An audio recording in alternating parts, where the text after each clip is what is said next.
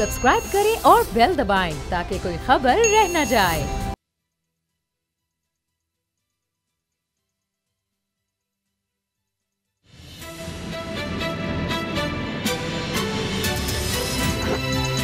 अब पता चला में आज आप जान सकेंगे कौमी राब्ता कमेटी के बड़े फैसले, लॉकडाउन का किस्सा हुआ तमाम, तलबा को मिल गई बड़ी खुशखबरी, वजीर आजम की ख्वाहिश रह गई अधूरी, तालीमी इदारे और पब्लिक ट्रांसपोर्ट बदस्तूर बंद, नरमी से कोरोना का रास्ता कैसे होगा बंद। बिस्मिल्लाहिर्रहमानिर्रहीम, अस्सलाम वालेकुम। मैं हूं मोहम्मद उसामा गाजी और आप देख रहे हैं अब पता चला। आखिर वज़ीर आज़म इमरान खान ने वो फैसला सुना दिया जिसका गरीब, दिहाड़ीदार, सनतकार, दुकानदार सब इंतजार कर रहे थे, बल्कि मुतालबा कर रहे थे। कौमी राब्ता कमेटी में होने वाले फैसले इत्तफाक राय से किए गए हैं, जिनके मुताबिक लॉकडाउन में मरहलावार नरमी की जाएगी। छोटी मार्केटें खोलने की इजाजत होगी, तालीमी इदारे 15 जुलाई तक बंद ही रखे जाएंगे। ट्रेन सर्विस और पब्लिक ट्रांसपोर्ट खोलना वज़ीर आज़म की ख्वाहिश थी, लेकिन सूबों की मुखालफत की वजह से यह अधूरी रह गई। कुछ लोग ये एतराज़ कर रहे हैं कि वबा के आगाज में लॉकडाउन सख्त था और इस वक्त जबकि वबा के फैलाव में शिद्दत आ गई है, लॉकडाउन नरम कर दिया गया है। कहा यह भी जा रहा है कि जितना लॉकडाउन नरम होगा इतनी ही सियासत गर्म होती जाएगी, जिसमें फिल वक्त भी नैब तरमीमी ऑर्डिनेंस और 18वीं तरमीम ने रौनक लगा रखी है। नैब ऑर्डिनेंस के बदले 18वीं तरमीम की खबरें भी गर्म हैं और हुकूमती इत्तेहादी भी नैब पर गर्म। ये क्या कहानी है, ये भी जानेंगे। हमारे साथ हैं सूबाई वज़ीर इत्तलात पंजाब फयाजुल हसन चौहान साहब और असद खरल साहब, बाबर डोगर साहब भी मेरे साथ हैं। फयाजुल हसन चौहान साहब, पहला सवाल मैं ही कर देता हूँ। ये आज इत्तफाक राय फिर नहीं उस तरह से नजर आया, यानी बाकायदा वज़ीर आज़म ने कह डाला कि मेरी तो ख्वाहिश थी कि ट्रांसपोर्ट भी खुल जाए, लेकिन सूबे नहीं माने।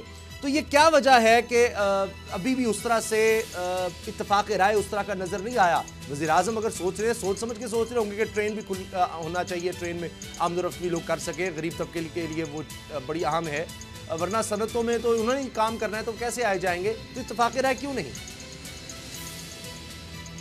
बिस्मिल्लाहिर्रहमानिर्रहीम। देखिए, पहली बात तो ये है कि हमने लॉकडाउन में नरमी के ख़िलाफ़ वोट नहीं दिया। हमारी भी सबमिशंस जो है वो लॉकडाउन में नरमी के हवाले से ही हैं। और आज से 4 दिन पहले मीटिंग हुई थी कैबिनेट कमेटी बराए इंसदाद कोरोना वायरस, उसमें मैं भी मौजूद था। उसमें बड़ी डिटेल से डिस्कशन होने के बाद तय हुआ था कि किन किन इंडस्ट्रीज़ को, किन किन कारोबारों को हमने रिलीफ देना है आहिस्ता आहिस्ता 9 मई के बाद। तो हमारी भी राय ये है पंजाब हुकूमत की और सरदार उस्मान बुज़दार साहब की कि अब 9 मई के बाद कारोबारों में आसानी पैदा करनी चाहिए और लॉकडाउन में थोड़ी सी नरमी पैदा करनी चाहिए, ताकि ताजर पेशा लोग के जो दरमियाने दर्जे के और छोटे लेवल के, उनके घरों के चूल्हे चलें और मईशत का पहिया चले।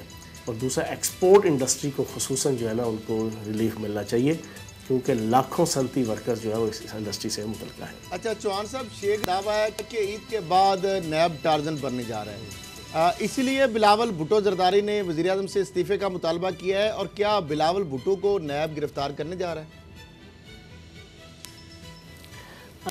अच्छा, मैं हैरान हूँ बिलावल जरदारी पे। बेचारा बच्चा है, मन का कच्चा है।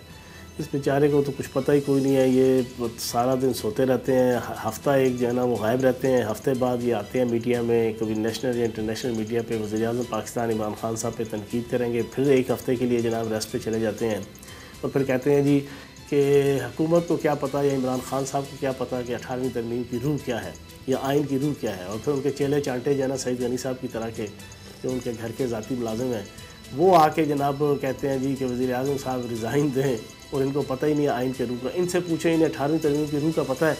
18वीं तरमीम 10 साल पहले हुई, तो उसमें मैं सिर्फ अपनी मिनिस्ट्री का आपको बता दूँ, महकमा इत्तलात का, कि महकमा इत्तलात भी 18वीं तरमीम के तहत सूबों के इख्तियार में आया।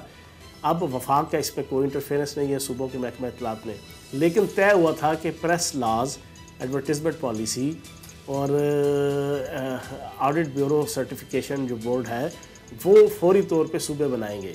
आप यकीन जाने पंजाब के अंदर 10 साल गुजर गए, ये नाम नहाद खादमे आला और खपती आला यहाँ पे रहे, जो सारा दिन 18वीं तरमीम की माला चमते हैं, लेकिन एक काम महकमा इत्तलात के अंदर नहीं हुआ। ये मैं आके अब पिछले जो है वो 4 महीने से प्रेस लाज हमने फाइनलाइज़ किए, अब वो बिल्कुल करीब है उसको अप्रूव होने में कैबिनेट से। फिर हमने जनाब एडवर्टाइजमेंट पॉलिसी फ़ाइनल की। फिर हमने जनाब बाकी जितने इश्यूज़ के जो 18वीं तरमीम की रोशनी में सूबों का इख्तियार में थे उसके ऊपर कानूनी और कानून साजी और पॉलिसी साजी अब मैं कर रहा हूँ, और वज़ीर पंजाब सरदार उस्मान बुज़दार साहब की क़यादत में हमारा डिपार्टमेंट कर रहा है। 10 साल तो उन्होंने कुछ नहीं किया। इसी तरह तकरीबन हर डिपार्टमेंट के अंदर के जो 18वीं तरमीम के बाद उसको उसकी रूह के मुताबिक इम्प्लीमेंट करना था, इन्होंने कख तोड़ के दो नहीं किया। और अब ये बातें करते हैं। पूरे कोरोना वायरस के क्राइसिस के अंदर 3 महीनों में मुझे एक विज़िट बिलावल ज़रदारी का, छोड़ें बलोचिस्तान, कश्मीर, गिलगित बल्तिस्तान, KPK या पंजाब, आप मुझे सिंध के किसी डिस्ट्रिक्ट का बताएं, कराची से बाहर निकल के ये नाम नहाद बिलावल ज़रदारी साहब जो चेयरपर्सन बनते हैं, शरीक चेयरमैन पीपल्स पार्टी, ये तो घरों से बाहर नहीं निकले। हफ्ता 2 हफ्ता घर के अंदर आसिफ ज़रदारी साहब की किसी ने आवाज़ भी सुनी है पिछले 1.5-2 महीनों में? ये किस मुंह के साथ जो वज़ीर आज़म पाकिस्तान इमरान खान साहब पे आप तरमीम की बार बार बात कर रहे थे, तो 18वीं तरमीम जो है बार बार उस पर डिस्कशन की जा रही है, आप भी कर रहे हैं, लेकिन अल्टीमेटली तो आपको इन्हीं अपोजिशन पार्टीज के पास जाना पड़ेगा। नंबर गेम आपके पास पूरी है नहीं है। और सेकेंडली इसीलिए ये कहा जा रहा है कि 18वीं तरमीम के साथ नैब का बिल इसलिए लाया गया कि कुछ लो और कुछ दो की पॉलिसी पर अमल किया जाए। तो इसका मतलब ये है कि ये मुकमका होगा, 18वीं तरमीम के बदले में नैब का बिल पास होगा। डॉक्टर साहब आपको अच्छी तरह पता है कि सेनेट का चेयरमैन भी तो मुंतखब हुआ था ना। आपको अच्छी तरह पता है आर्मी एक्ट के अंदर तरमीम भी तो हुई थी ना। आप बेगम रहे जो ना, इंशाल्लाह ये हंस के जो ना, ये झूम के इस तरह झूम के जो ना ये साथ देंगे और अपने जो ना ये 18वीं तरमीम के जो नेगेटिव पहलू हैं उनको ये दूर करेंगे और पॉजिटिव जो पहलू हैं उनकी इम्प्लीमेंटेशन के हवाले से हुकूमत के साथ देंगे। चौहान साहब, वो तो आप कह रहे हैं शायद साथ आई जाए 18वीं तरमीम पर, लेकिन ये इत्तेहादियों का आप क्या करेंगे? वो काफ लीग फिर नाराज़ हो गई है, यहाँ तक चहमगोइयाँ हो रही हैं कि जी उन्होंने तो धमकी दे दी हम अलहदा हो जाएंगे इत्तेहाद से। नैब उनके खिलाफ भी चढ़ दौड़ा है। अब हाई कोर्ट चले गए हैं चौधरी बरादरान इसलिए कि नैब उनके खिलाफ फिर कार्रवाई करने को तैयार है। तो आपके तो इत्तेहादी आपसे नाराज़ हो रहे हैं, क्या नैब इनके खिलाफ कार्रवाई नहीं कर सकता जो कह रहे हैं कि नाराज़गी हो रही है? देखिए बात ये है कि नैब के कवानीन के अंदर कुछ झोल हैं, कुछ फ्लाज हैं, इसमें तो कोई शक नहीं है। अब आप देख लेना, ये जितने चोर डकैत हैं, जितने ये नौसरबाज हैं, जितने मनी लॉन्डर हैं, अब इनके खिलाफ केसेस बनते हैं, 5-6-7 महीने ये जेलें काटते हैं, नैब के हवालात काटते हैं, फिर ये ज़मानत पे बाहर आ जाते हैं और इस तरह की और बहुत सी चीज़ें हैं। तो चौधरी बरादरान की भी कोई इस किस्म की एप्रीहेंशन उनके मुतल्लिक है तो वो आप चौधरी बरादरान से पूछ लें। हमारा तो सिंपल इतना है कि बिल्कुल इम्पार्शल किस्म का एक नैब का कानून होना चाहिए, नैब की कानून के ऊपर अमल दरामद होना चाहिए, एम्पावरमेंट ऑफ लॉ जो है वो बिल्कुल इम्पार्शल और न्यूट्रल होना चाहिए। अच्छा चौहान साहब, नैब तरमीमी आर्डिनेंस जो है उसके हवाले से भी शोर अब बढ़ता जा रहा है, लेकिन कुछ लोगों का दावा है कि ये जो 18वीं तरमीम की अमेंडमेंट हो रही है इसके बदले में नैब जो तरमीमी आर्डिनेंस आ रहा है उसमें नवाज शरीफ, मरियम साहिबा, आसिफ जरदारी और दीगर जो अहम रहनुमा हैं उनके केसेस ख़त्म किए जाएंगे। तो क्या ये इसी तरीके से ही हो रहा है सारा मामला, ये गिव एंड टेक हो रहा है? असल में ये सारा जो है ना वो फेक किस्म का प्रोपेगेंडा है। मैं ये समझता हूँ अगर आप इस तरह करेंगे तो आप तो सारे के सारा जो है वो बुनियादी ढांचा ही जो है ना, पूरा स्ट्रक्चर ही जो है ना रियासत का और उसका हिला देंगे। मेरा ख्याल है ऐसी कोई बात नहीं है, ये एक प्रोपेगेंडा आप कह सकते हैं। बाकी सियासत के अंदर तो होता है ना कुछ गिव एंड टेक, जो है ना कुछ जायज़ तरीके की गिव एंड टेक हो तो जो है ना वो तो चलती है, जो है ना सियासत तो है ही कुछ देने और लेने का नाम। फयाद साहब, पंजाब में उस्मान बुज़दार साहब के राज में अभी तक 6 IG और 4 चीफ सेक्रेटरी बदल चुके हैं, तो क्या ये गुड गवर्नेंस है या ये है कि ब्यूरोक्रेसी पर आपको इत्मीनान नहीं या आप पर ब्यूरोक्रेसी को इत्मीनान नहीं या फिर कोई ना कोई नाअहल है? तो इसको आप इस पर क्या वजाहत करेंगे? 6 चीफ सेक्रेटरी, 6 IG, 4 चीफ। आप नाम नहाद खादमे आला का भी ज़रा 10 साल का दौर देखें ना, उसका भी ज़रा कैलकुलेशन कर लें कितने चीफ सेक्रेटरी और कितने बाकी सेक्रेटरी चेंज हुए, तो आपको समझ आ जाएगी ये तो एक रूटीन वर्क है, जो ना एक एडमिनिस्ट्रेटिव रूटीन वर्क होता है। बाकी वक्त के साथ साथ असल में हम आए हैं इक़्तिदार में पहली दफ़ा। ब्यूरोक्रेसी पिछले 40 साल से पंजाब में जिस ख़ानदान की ताबे थी और जिस ख़ानदान के स्पेशली पिछले 10 साल शहबाज शरीफ साहब ने खुद तो डूबे हैं, सनम तुमको भी ले डूबेंगे कि मजदार खुद तो करप्ट हुए ब्यूरोक्रेसी को भी करप्ट कर दिया। 70-80 हज़ार की तनख्वाह वाला जना 50-50 लाख की तनख्वाह पे MP1 MP2 MP3 के जना उहदे एंजॉय कर रहा था और 5 उंगलियां घी में थी, सर कढ़ाई में था।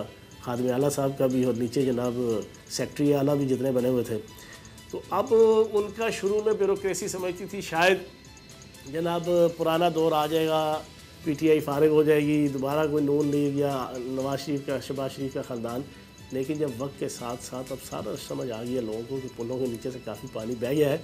अब दूर दूर तक एक बड़ा शहबाज शरीफ साहब का हुआ, उसमें उन्होंने बहुत सी बातें कर दी। सुहेल राइट साहब ने बाकायदा इसको छापा कि जी 1 महीने पहले तक इस्टेब्लिशमेंट से हमारी बातचीत चल रही थी, कभी ना भी फाइनल हो रही थी। अब कल राना सनाउल्लाह साहब ने कहा जी कि हम ना इसकी तस्दीक करेंगे ना तरदीद करेंगे, हम सुहेल राइट साहब की इज्जत के लिए, और इस तरह से उन्होंने कह दिया। आप इस सारी सूरत हाल के बारे में क्या जानते हैं? अच्छा मुझे एक चीज़ बताएं, पिछले 2 साल से बिलावल जरदारी, आसिफ जरदारी, शहबाज शरीफ, इनके चेले चांटे, इनके जनाब पटवारी, इनके हवारी, वो कठपुतली वज़ीर आज़म, कठपुतली वज़ीर आज़म, कठपुतली वज़ीर आज़म की जनाब गज़ल पढ़ते रहते थे। अब अपने मुंह से माना है जना ये शहबाज शरीफ अपने मुंह से कि मेरी मुलाकातें और मेरे वो मामलात और मेरे फ़लाँ मामलात, और बाकी सारी दुनिया को पहले भी पता है कि पिछले 10 सालों के अंदर 24 से ज़ायद मुलाकातें रात के अंधेरे में जनाब शहबाज शरीफ साहब ने और चौधरी निसार अली खान साहब ने किन किन लोगों के साथ की। और अब ये जो इतराफ़ किया है, तो क्या कोई TV चैनल्स के अंदर बैठा हुआ तज्जिया निगार या ख़ुसूसन जाती उम्रा के टुकड़ों पे पलने वाले कोई तज्जिया निगार ख़ुसूसन वो अब ये कहेंगे कि ये कठपुतली सियासतदान है? ये तो अपने मुंह से मान गया ना, इसने तो इतराफ़ कर लिया है।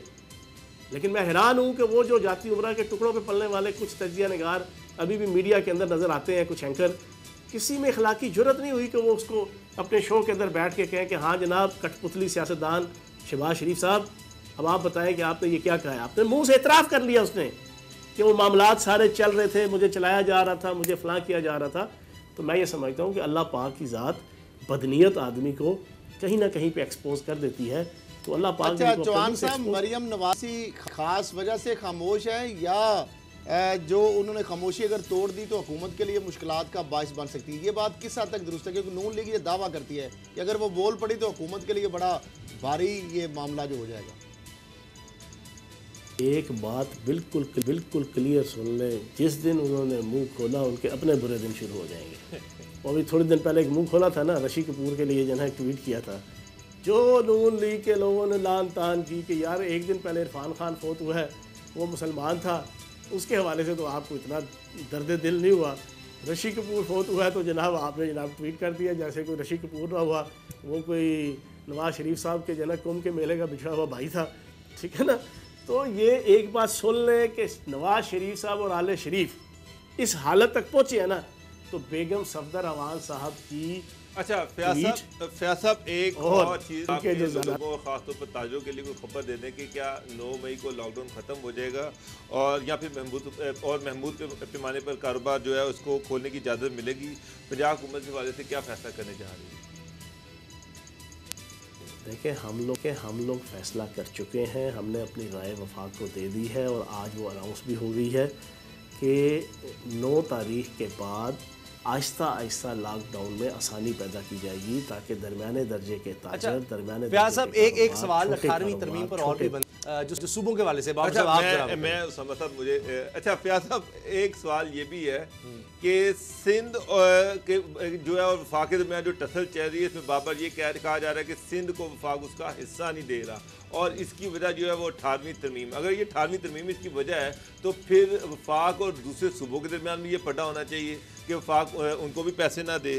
तो ये बाकी सूबों और अगर ये 18वीं तरमीम है तो बाकी सूबों और वफाक के दरमियान टसल क्यों नहीं चल रही? अच्छा डोर साहब आपने बड़ा ज़बरदस्त सवाल पूछा, अब ये 3 मिनट आपने तसल्ली से इसका जवाब सुन लें। आप सारे माशाल्लाह जो दोस्त बैठे हैं सारे बड़े अच्छे साफ़ी हैं, सीनियर जर्नलिस्ट हैं। आपको अच्छी तरह पता है कि 2010 से लेके आज 2020 तक जब से 18वीं तरमीम पास हुई, मेरे और आपके और 22 करोड़ पाकिस्तानियों के कान पक गए हैं पिछले 10 सालों में इस आल पाकिस्तान लूटमार एसोसिएशन जिसे आप मुत्तहिदा अपोजिशन कहते हैं, जिन्होंने मिल के ये 18वीं तरमीम की थी 2010 में। इनकी तरफ से डेली ये हम बयान सुनते थे कि जनाब 18वीं तरमीम की वजह से सूबे मजबूत हो गए, 18वीं तरमीम की वजह से वफाक मजबूत हो गया, 18वीं तरमीम की वजह से सूबे बाख्तियार हो गए, 18वीं तरमीम की वजह से पाकिस्तान के सारे मसाइल हल हो गए, 18वीं तरमीम की वजह से वफाक से लेके सूबों के दरमियान जनाब इख्तियारात का जो तवाज़ुन है वो इस्टेब्लिश हो गया। और सुबह उठते थे हम तो नाश्ता करने से पहले इनका बयान आता था कि 18वीं तरमीम आब हयात है, दोपहर को खाना खाने से पहले इनका बयान आता था कि 18वीं तरमीम शरबत फुलाद है, रात को जनाब खाना खाने से पहले इनका बयान आता था कि 18वीं तरमीम जनाब शरबत करेला है, और फिर रात को सोने से पहले इनका बयान आता था कि 18वीं तरमीम जो है ना वो कुश्ता कस्तूरी है। ये इस किस्म के बयान सुन सुन के आसिफ जरदारी, बिलावल जरदारी, रज़ा रब्बानी, शीरी रहमान, जनाब नवाज शरीफ, शहबाज शरीफ, असम यार वली, मौलवी फजल रहमान, महमूद खान चकजई कान पक गए थे। लेकिन अब जब कोविड-19 आया, कोरोना वायरस आया, सूबों को 18वीं तरमीम के मुताबिक अपना आप दिखाने का मौका आया, तो जनाब कहानी बिल्कुल उल्ट, टाई टाई फिश। अब ये वफाक के जनाब उस पर छुपते हैं जनाब पीठ पीछे। अब जनाब कहते हैं जी सूबों के पास कुछ नहीं है।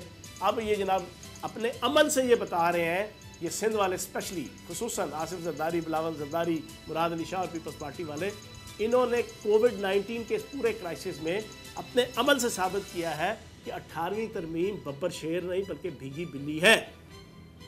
हकीकत यह है कि 18वीं तरमीम के अंदर बहुत सी कुछ ऐसी नेगेटिविटीज़ भी हैं कि जिसकी वजह से मुल्क और कौम और रियासत को और वफाक को नुकसान हो रहा है। ये इंटेंशनली करवाई गई उसमें से कुछ चीज़ें, और बहुत सी चीज़ें पॉजिटिव भी हैं, लेकिन उन पॉजिटिव चीज़ों के ऊपर इम्प्लीमेंटेशन कोई नहीं है। जैसे मैंने आपको अपने महकमा इत्तलात के हवाले से आपके सामने कुछ चीज़ें रखी कि जो 18वीं तरमीम की रूह से जो है ना ड्यू थी, 10 साल इन्होंने कुछ नहीं किया। अब आप मुझे ये बताएं, सूबे बाख्तियार 18वीं तरमीम के तहत क्या सूबा सिंध के पास तकरीबन 150 अरब के राउंड अबाउट जो है वो महकमा सेहत का बजट नहीं है? क्या सूबा सिंध के पास 1250 अरब के राउंड अबाउट जो है वो ADP नहीं है? क्या सूबा सिंध ने NFC अवार्ड के तहत वफाक की दौलत में अपना हिस्सा नहीं लिया हुआ? लेकिन उसमें से कोई पैसा लगाने को तैयार नहीं है।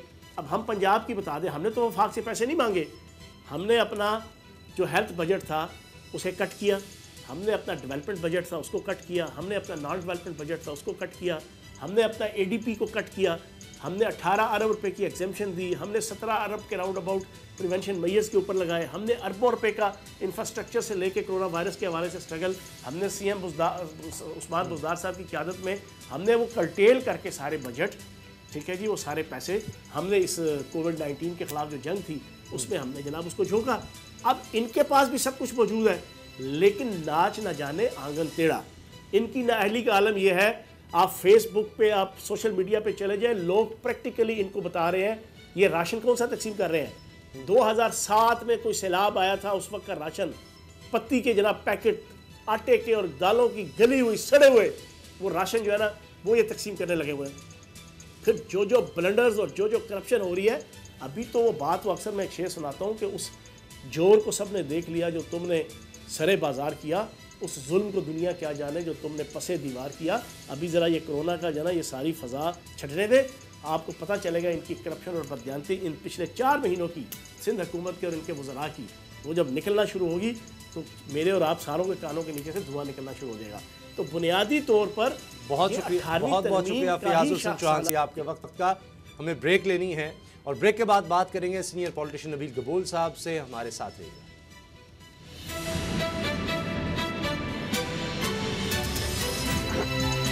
अब पता चला।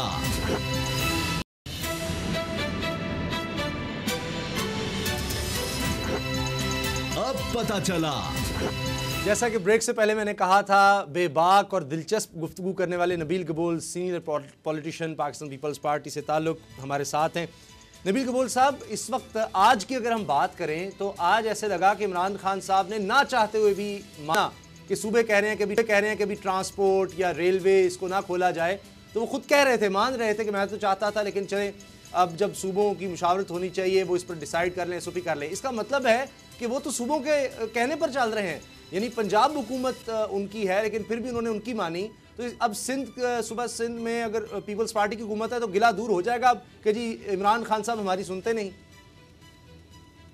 देखिए उसामा, बात यह है कि हम पहले दिन से कह रहे थे कि लॉकडाउन को जो है हमने शुरू की थी और हमने वफाक से बगैर पूछे हमने 23 मार्च को लॉकडाउन लगाया और लॉकडाउन हमारा जो था बहुत ही सख्त लॉकडाउन था और आज तक वो सख्त लॉकडाउन चल रहा है। इतने दिन हो चुके हैं और मैं समझता हूँ कि अगर अमवात कम हुए सिंध में और अगर सिंध में ये वायरस को कंट्रोल किया है तो वो सिर्फ और सिर्फ लॉकडाउन की वजह से हुआ है।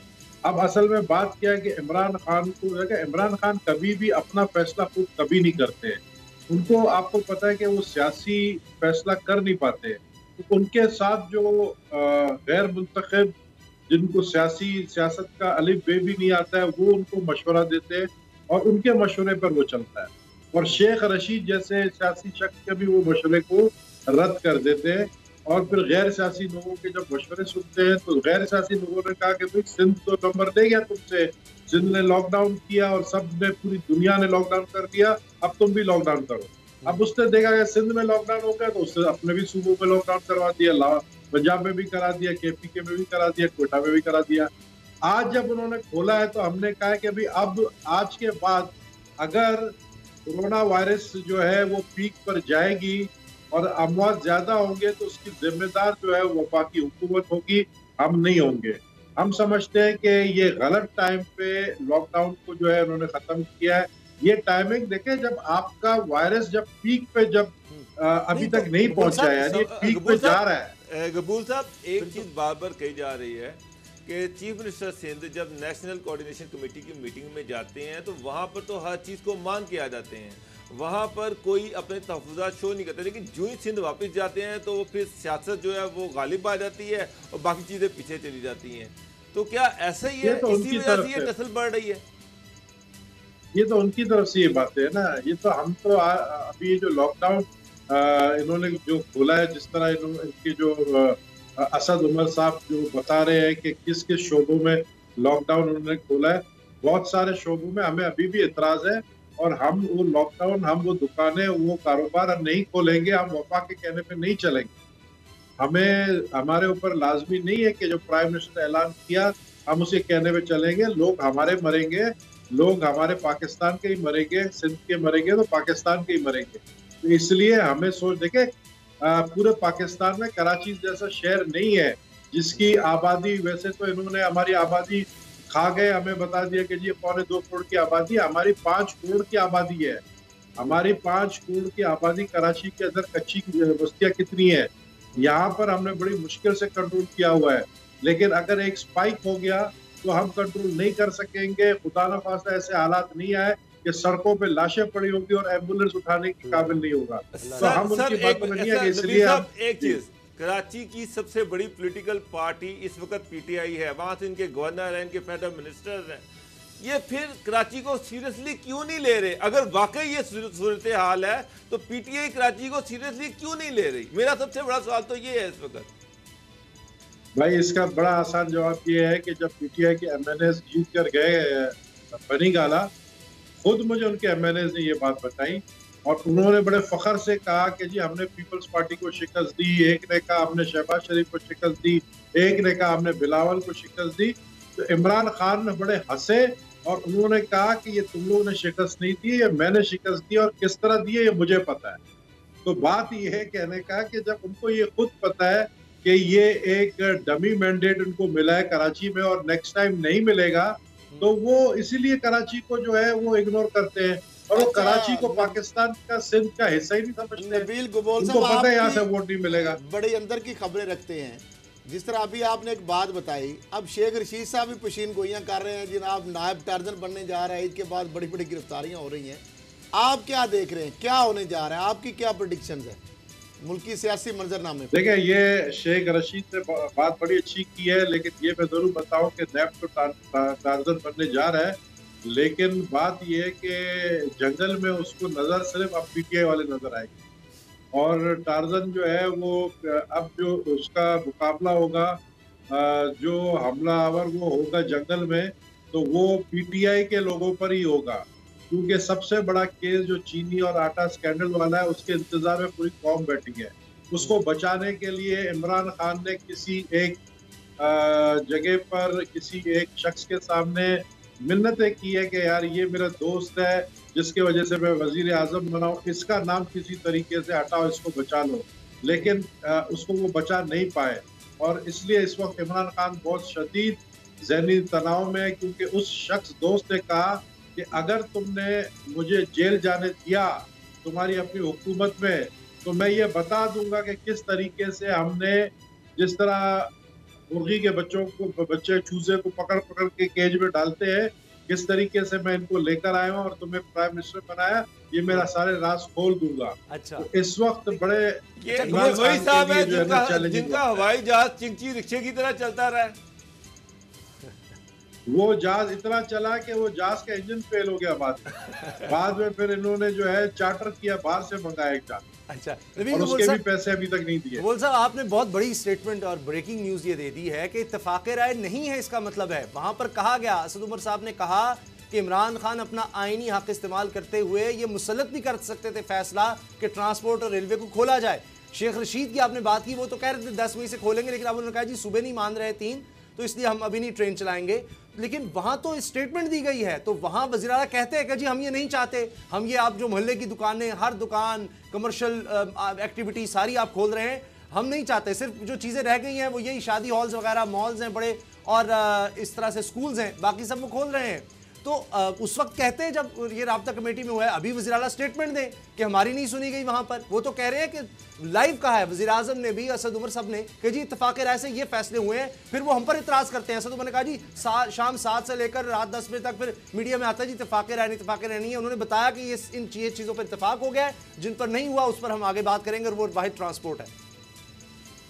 देखिए, बहुत सारी चीज़ों पर इत्तेफाक है और इन्होंने ये अपनी तरफ से स्टेटमेंट दिया है, और हमारे चीफ मिनिस्टर ने कहा कि हम अपनी पार्टी से मशावरत करके दोबारा प्राइम मिनिस्टर को कहा कि हमसे आप एक मीटिंग कर लें। इसमें काफ़ी शोबे हैं, लेकिन जनरली जो छोटे दुकानदार हैं उनकी दुकान खोलने के लिए हामी भरी है सिंध हुकूमत ने, ऑटो पार्ट्स के हवाले से हामी भरी है, इस तरीके से जो स्टोर्स हैं उनके हवाले से, सेरेमिक्स के हवाले से, काफी चीजों के हवाले से बड़ी लिस्टें हैं। लेकिन ट्रांसपोर्ट का जो है, ट्रांसपोर्ट का बिल्कुल हमने जवाब दे दिया कि ट्रांसपोर्ट खोलने हम नहीं देंगे।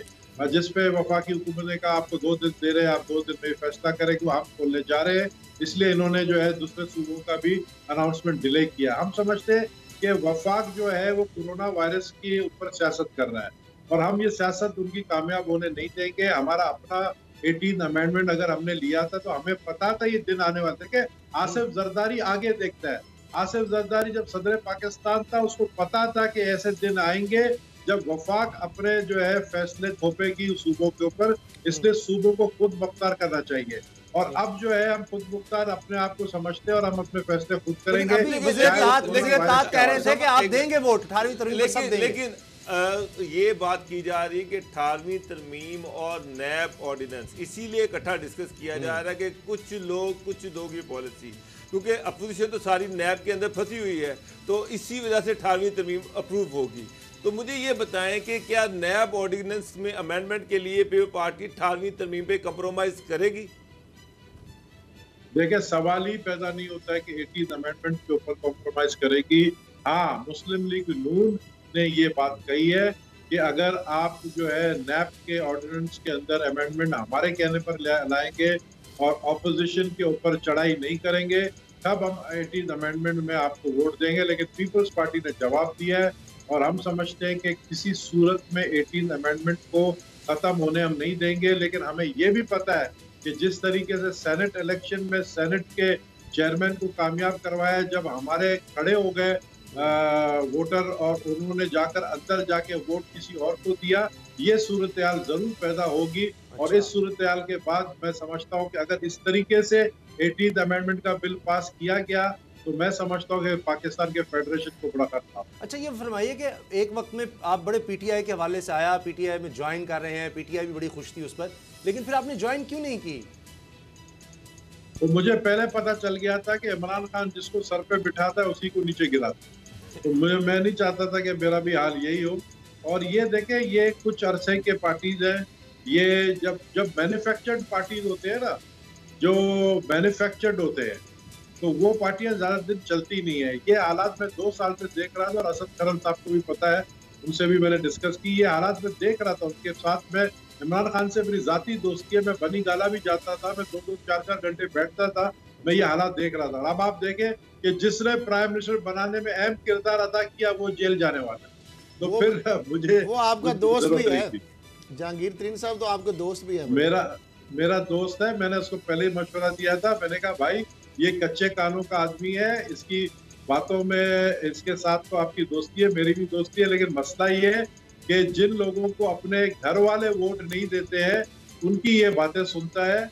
और आपने देख लिया जिसको अपने घर वाले वोट नहीं देते थे, जो यूसी के चेयरमैन के इलेक्शन हार गए थे पिछले इलेक्शन में, उनको वफाकी वजीर बना दिया गया, उनको गवर्नर बना दिया गया, आसिफ जरदारी साहब पाकिस्तान बना दिया। कबूल साहब, आसिफ अली जरदारी साहब, आसिफ जरदारी साहब होती है वो बिल्कुल गायब नजर आ रहे हैं, उनकी स्टेटमेंट नहीं आ रही, एक्टिव नहीं नजर आ रहे। आसिफ जरदारी साहब इस वक्त बिलावल हाउस में है और इस वक्त आपका मेरे ख्याल में ये शो भी देख रहे हैं और वो इज परफेक्टली ऑल राइट। उनको कोई हेल्थ का इतना बड़ा कोई इशू नहीं है जिस तरह लोगों ने मशहूर किया था। Is perfectly all right. चलें, ये तो बड़ी आपने एक और खबर दे दी कि ये शो देख रहे हैं। बहुत बहुत शुक्रिया नबील कबूल साहब, बहुत अच्छा लगा आपसे बात करके। ब्रेक का वक्त हो रहा है, ब्रेक के बाद हम बलूचिस्तान के हवाले से बात करेंगे कि आज कह दिया गया कि इत्तेफाक राय से फैसले हुए हैं, सिर्फ ट्रांसपोर्ट नहीं खोली जा रही, जबकि इमरान खान साहब की ख्वाहिश थी। तो क्यों एतराज़ है बलूचिस्तान को दीगर सूबों की तरह कि ट्रांसपोर्ट रेलवे को भी ना खोला जाए, और जिन चीज़ें खोली जा रही हैं क्या उसके SOPs और इंतजाम तैयार हैं, बलूचिस्तान क्या कहता है, ब्रेक के बाद बात होगी।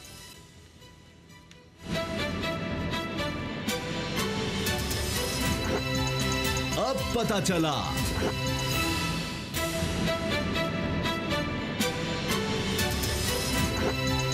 अब पता चला।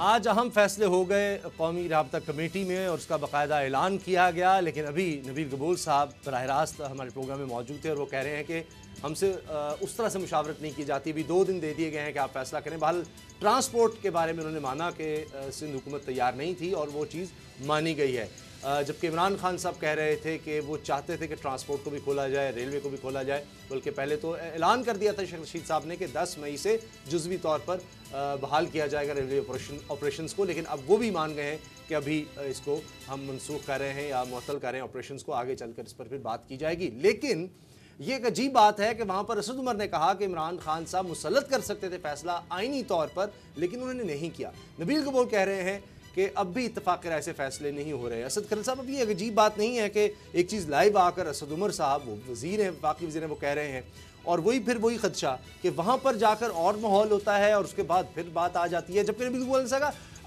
कबूल साहब ने बहुत बड़ी स्टेटमेंट दे दी कि अब अगर जो भी नुकसान होगा उसकी जिम्मेदार वफाकी हुकूमत होगी।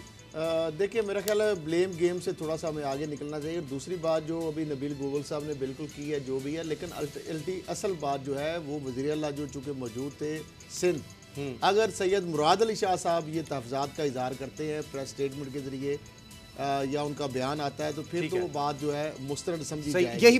यही सवाल लियाकत शाहबानी साहब हमारे साथ है, तर्जुमान बलूचिस्तान हुकूमत। लियाकत शाहबानी साहब, आज जो फैसले हुए हैं सब मुशावरत हुए हैं, इत्तेफाक राय से हुए हैं? जी, इत्तेफाक राय तो बलूचिस्तान गवर्नमेंट, सदर गवर्नमेंट के साथ रोज अव्वल से जितने भी हमारे फैसले हैं इत्तेफाक राय से हुए हैं। और हमारा नुक्ता नज़र ये है कि कोरोना को कम्बैट करना है तो नेशनल पॉलिसी, नेशनल नैरेटिव और नेशनल स्ट्रेटजी और नेशनल नैरेटिव के बगैर मुमकिन नहीं है। इस सिलसिले में बिल्कुल प्राइम मिनिस्टर साहब का जो विजन है वो क्लियर है कि नेशनल नैरेटिव भी बिल्ड किया जाएगा कंसेंसस के साथ NCC की मीटिंग में, और साथ ही सूबों को ये इख्तियार भी हासिल है कि अपने मारूजी हालात पर वो भी फैसले कर सकते हैं। आप तमाम इंडस्ट्री खोल रहे हैं सिवाय ये होटल वगैरह, यानी ये शादी हॉल्स हो गए, स्कूल्स बंद रहेंगे 15 जुलाई तक, लेकिन उसके अलावा जिनका कहा गया इंडस्ट्री को खोल रहे हैं आप, क्योंकि पहले नरमी की गई, फिर आपकी स्टेटमेंट आई कि हमें दोबारा सख्ती करनी पड़ी क्योंकि केसेस बहुत ऊपर चले गए थे। देखिए, स्कूल के हद तक तो हमने एग्री किया 15 जुलाई तक, और फ्लाइट जो ऑपरेट होना शुरू हो गए वो जो SOPs के साथ वो फेडरल गवर्नमेंट वो डिसीजन ले रही है, उससे भी हमारा इत्तेफाक है।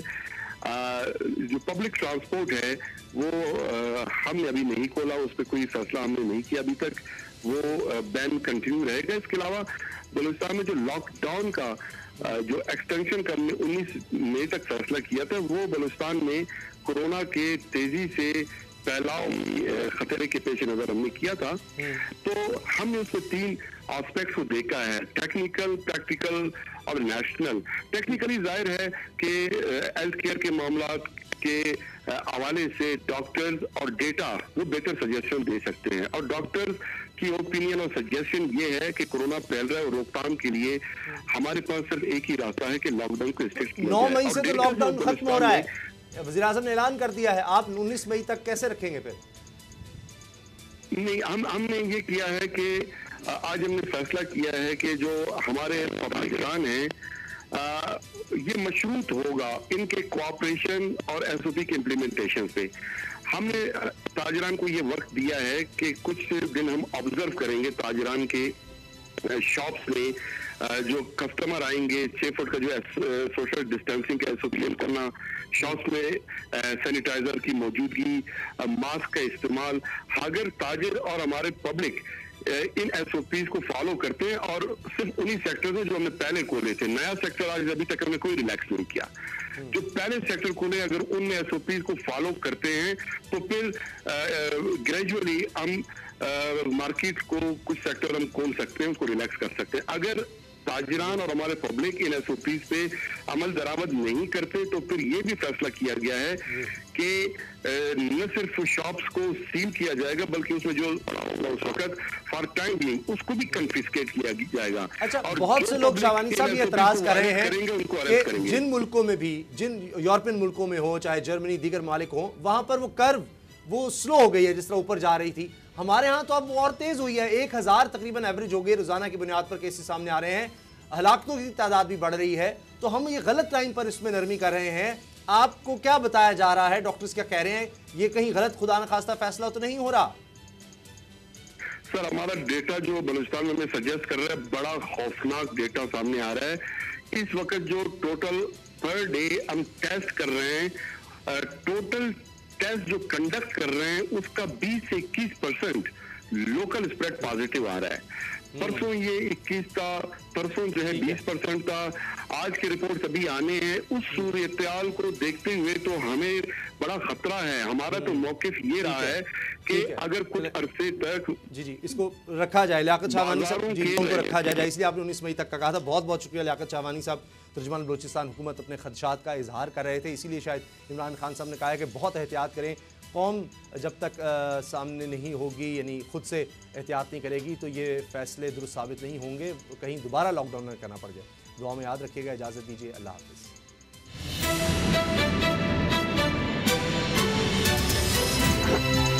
अब पता चला।